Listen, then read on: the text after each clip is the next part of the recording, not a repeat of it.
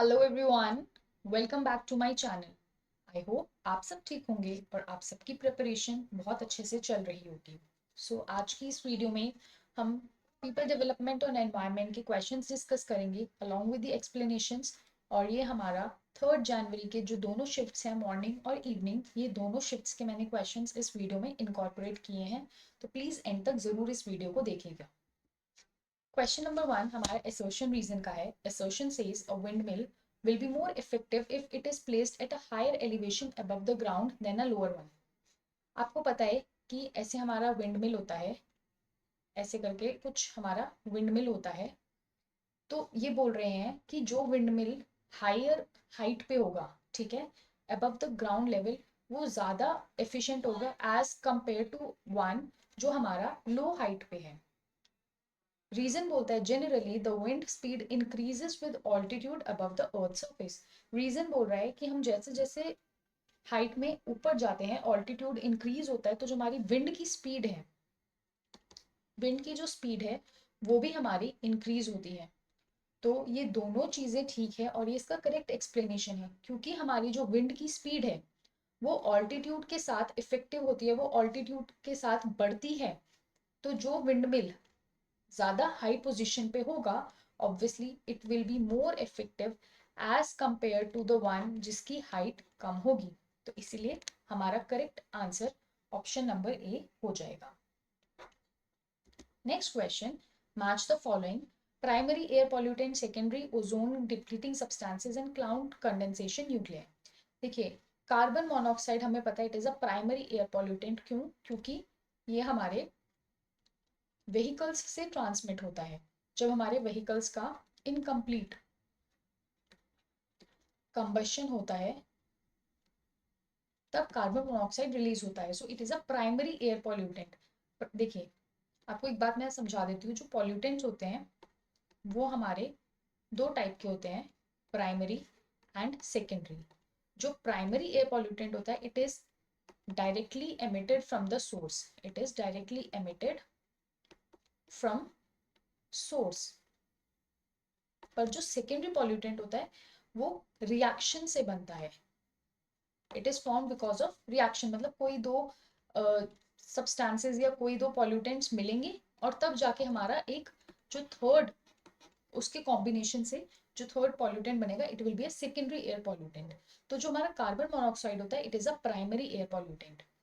अब अगर हम बात करते हैं सेकेंडरी एयर पॉल्यूटेंट की, तो वो होता है पेरीऑक्सी एसिटाइल नाइट्रेट। ये हमारा सेकेंडरी पॉल्यूटेंट होता है। तो ए का सेकेंड और बी का वन, ए का सेकेंड बी का वन। उसके बाद आता है हमारा ओजोन डिप्लीटिंग सब्सटेंसेस। अब देखो, आपने सुना होगा कि एसी जो होता है या फिर जो रेफ्रिजरेटर्स होते हैं, जो फ्रिज होते हैं, अब के टाइम पे नहीं बट पुराने टाइम पे उनमें से CFCs रिलीज होते थे। तो ये जो CFCs हैं they are chlorine emitting substances. ये क्लोरीन एमिट करते हैं जिसकी वजह से जो हमारा ओजोन है वो डिप्लीट होता है। सो सी का 4th एंड डी का 3 aerosols are cloud condensation nuclear. जो छोटे छोटे वाटर ड्रॉपलेट्स होते हैं उनको हम एरोसोल्स बोलते हैं। जैसे जैसे परफ्यूम, आप परफ्यूम स्प्रे कीजिए कभी हवा में, आपको छोटे छोटे कण दिखेंगे, छोटे छोटे एरोसॉल्स दिखेंगे, ठीक है। तो इसीलिए हमारा ऑप्शन नंबर 2 जो होगा वो करेक्ट आंसर हो जाएगा। Next question, arrange the following green house gases in increasing order of their life time. Increasing order का मतलब छोटे से बड़ा, फ्रॉम स्मॉलेस्ट टू लार्जेस्ट। अब देखिए, जो हमारा वाटर वेपर होता है वो स्मॉलेस्ट होता है, ठीक है। क्यों? क्योंकि वाटर वेपर्स तो जल्दी से प्रेसिपिटेट हो जाते हैं ना, they precipitate very easily and in no time. तो सी सबसे पहले आएगा, ठीक है। और ये आपको पता होना चाहिए कि जो हमारा SF6 है, सल्फर हेक्साफ्लोराइड,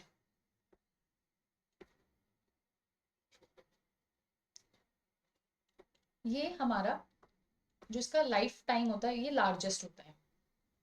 तो ए लास्ट में आएगा और इसीलिए हमारा ऑप्शन नंबर 1 जो होगा वो करेक्ट आंसर हो जाएगा। अब देखिए, water vapour very short life time, ठीक है, because it quickly condenses and precipitates. फिर आता है मीथेन। मीथेन हमारा ऑलमोस्ट फॉर 12 ईयर्स एयर में रहता है। Then nitrous oxide 114 years, and देखिए sulphur hexafluoride 3200 years. It is one of the longest substance या one of the longest pollutant जो हमारे एयर में रहता ही रहता है, इसलिए इसका लाइफ टाइम सबसे ज्यादा होता है। Next question, the oxygen consumed in the oxidation of an organic compound by microorganisms in aquatic ecosystem is called। मैंने आपको कल भी एक चीज समझाई थी कि जब हमारे लेक्स में न्यूट्रिएंट्स बहुत ज्यादा बढ़ जाते हैं तब क्या होता है, हमारा एल्गल ब्लूम डेवलप होता है। और जब एल्गल ब्लूम डेवलप होते हैं और जब obviously they are living organisms, तो कभी ना कभी वो मरेंगे भी, they will die. And when they die तो माइक्रो ऑर्गेनिजम्स जो होते हैं, छोटे छोटे माइक्रो ऑर्गेनिजम्स होते हैं, वो क्या करते हैं, जो डिसॉल्व्ड, जो हमारा डिसॉल्व्ड ऑक्सीजन होता है उस लेक में, उसको यूज करते हैं फॉर एनारोबिक प्रोसेस, ताकि जो एल्गल ब्लूम है इसको वो डिकम्पोज कर सकें। तो इस प्रोसेस को क्या बोलते हैं, this process is known as biochemical oxygen demand, BOD. This process is known as BOD, which is biochemical oxygen demand, that is oxidation of an organic compound by microorganisms in aquatic ecosystem. So option number 4 correct answer हो जाएगा। Next question, the issue related to traditional knowledge societies and their livelihood is addressed in National Mission for, ये इसका answer है, sustaining the Himalayan ecosystem। 8 mission होते हैं, ये आप पढ़ लीजिएगा, ठीक है। कुछ NAP डबल सी है कि ट्रिपल सी है वो आप देख लेना। इसके अंदर 8 मिशन आते हैं। तो ये जो इशू है traditional knowledge societies and their livelihood, ये हमारे हिमालयन इकोसिस्टम से रिलेटेड है। Now assertion says Earth's atmosphere keeps the planet warm mainly by reflecting the incoming solar radiation. Greenhouse gas absorb long wave radiation emitted from the Earth's surface. अब जो बच्चा जल्दी जल्दी इसको पढ़ेगा वो बोलेगा मैम इसका करेक्ट आंसर हमारा ऑप्शन नंबर 1 होना चाहिए, कि एसोसिएशन भी ठीक है और रीजन भी ठीक है। बट अगर आप इसको ध्यान से पढ़ेंगे, इसमें सिर्फ एक ऐसा वर्ड है जो एनटी ने बहुत ही ज्यादा चालाकी से ना उसको घुमा दिया। देखिए, ये हमारा अर्थ का सरफेस है। जब अर्थ के सरफेस से कोई भी चीज रिफ्लेक्ट होगी तो क्या जो हमारा अर्थ है वो वार्म होगा या फिर वो कूल होगा। सोचिए, कोई चीज आ रही है और रिफ्लेक्ट हो रही है तो क्या वो गर्म रहेगी, नहीं, वो कूल होगी। और यहाँ पे इन्होंने रिफ्लेक्टिंग वर्ड के साथ क्या यूज किया है, वार्म, कि वो प्लैनेट वार्म रखते हैं। इसीलिए जो हमारा असर्शन है वो गलत हो जाएगा। रीजन हमारा ठीक है, इसलिए हमारा ए इनकरेक्ट है और आर करेक्ट है। देखो, सिर्फ एक वर्ड था, it was just a one word और पूरा क्वेश्चन बदल गया, ठीक है। तो अगर यहाँ पे कुछ होता एब्जॉर्प्शन या फिर री एमिशन, कुछ ऐसा होता, तो तब हम बोल सकते थे कि जो हमारा असर्शन है वो करेक्ट है। But reflecting it makes earth cooler and not warmer, इसलिए हमारा जो ए है वो इनकरेक्ट है, लेकिन आर जो है हमारा करेक्ट है। Next question, arrange the following states in increasing order of total installed capacity of renewable power. ये आपका अगेन फैक्चुअल क्वेश्चन है, this is your factual question, ये आपको रट्टा मारना पड़ेगा। तो हमारा ऑप्शन नंबर 3 करेक्ट हो जाएगा। सबसे पहले आएगा Uttar Pradesh, then we have Karnataka, then we have Tamil Nadu and then we have Gujarat. अब ये हमें जोन दिए हैं और ये हमें कुछ डेसिबल दिए। देखिए, नॉइस पोल्यूशन के लिए कुछ नॉइस लेवल होते हैं, प्रिस्क्राइब्ड नॉइस लेवल, ये भी आपको पता होना चाहिए। प्रिस्क्राइब्ड नॉइस लेवल होते हैं, ठीक है। अगर हम इंडस्ट्रियल की बात करते हैं तो जो हमारे इंडस्ट्रियल की रेंज होती है वो होती है 75 डेसिबल्स, कमर्शियल की होती है 65 डेसिबल, रेजिडेंशियल की होती है 55 और साइलेंस के लिए होती है 50 डेसिबल्स। सो आंसर नंबर 1 जो होगा हमारा करेक्ट आंसर हो जाएगा और बाकी 3 ऑप्शंस एलिमिनेट हो जाएंगे। तो ये आपको याद रखना है, this is very important. Industrial 75 decibels, commercial 65, residential 55 and silence 50 decibels. Which of the following are commonly responsible for acid rain? Acid rain के लिए कौन से दो एलिमेंट्स है जो कॉमनली रिस्पॉन्सिबल होते हैं, कौन से दो सब्सटेंसेस हैं? So it is NO2 and SO2। तो ऑप्शन नंबर 2 हमारा करेक्ट हो जाएगा। अब देखिए, acid rain is mainly caused by emission of SO2, which is sulfur dioxide, and nitrogen oxides, NOx.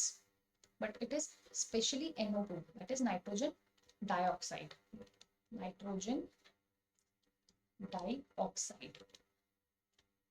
Now these gases react with water vapor in the atmosphere to form strong acids. अब जो हमारे water के साथ जब ये दोनों gases react करते हैं, when SO2 plus NO2 they react with water vapors, they react with water vapors in the air, तो ये क्या बनाते हैं हमारे H2SO4 that is sulfuric acid plus HNO3 that is nitric acid। और यही जो होता है जब ये दोनों एसिड सल्फ्यूरिक एसिड और nitric acid when they fall on earth, when they fall on earth in the form of rain, it is known as acid rain। इसीलिए हमारा जो करेक्ट आंसर है it will B NO2 and SO2। देखिए यहाँ पे N2O भी है, क्या पता एक अगर आपको ज्यादा कंफ्यूज करना हो तो यहाँ पे N2O और SO2 they they NTA, but आपको याद रखना it is NO2 and not N2O। ठीक है, आप ये चीज ध्यान रखेंगे। Next question, which of the following is not a requirement for proper sanitary landfill site?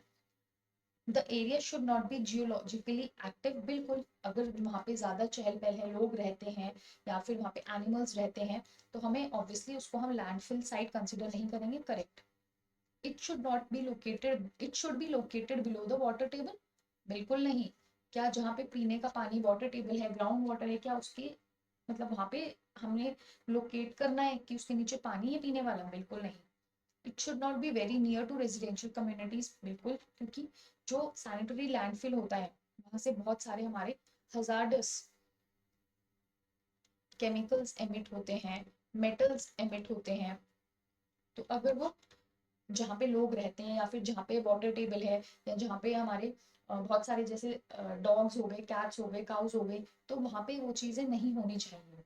Then it must be accessible to roads so that garbage can be delivered easily. बिल्कुल correct है। तो यहाँ पे हमारा ऑप्शन नंबर 2 जो होगा वो it is not a requirement, not it should not be located below the water table. So आज के लिए बस इतना ही। आई होप आपको वीडियो पसंद आई होगी। अगर आपको कोई भी डाउट है तो आप प्लीज कमेंट सेक्शन में जरूर पूछ लीजिएगा। आज के लिए बस इतना ही। Thank you so very much. See you soon in the next video. Bye bye and take care.